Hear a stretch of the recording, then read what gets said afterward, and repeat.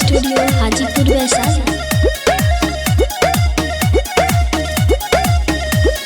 पतली कमर जैसा चावल का तरनी करी करी के सियप हम मर गईनी हो पतली कमर जैसा चावल का तरनी करी करी के सियप हम मर गईनी।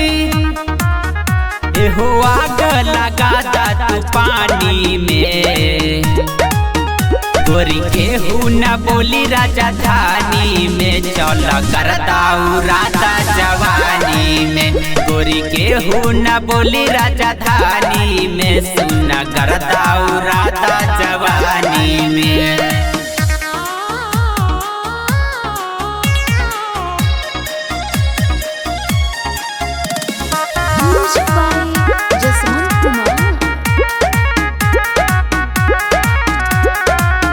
चले तोहरे हो नाव जानी धारा तू हो छाओ पूरा एरिया में छा जाइबू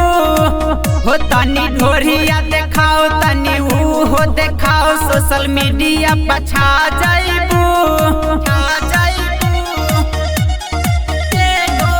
हो तोहर हॉट फिगरा बाए गोरी जाना मारे कजरा बाए गोरी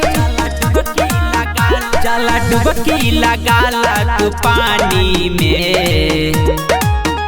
गोरी केहू न बोली राजधानी में चल कर दाऊ राधा जवानी में गोरी केहू न बोली राजधानी में सुन कर दाऊ राधा जवानी में।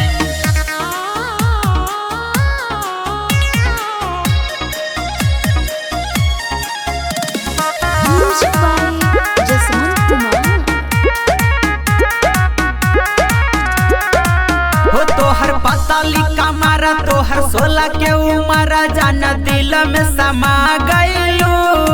हो सुना सुना ये जाना ये हो हमर पराना पूरा महफिल जमा गइलू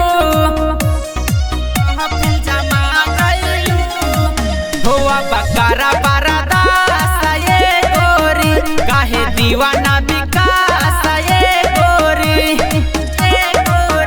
मजा कृष्णा के दिहा दलानी में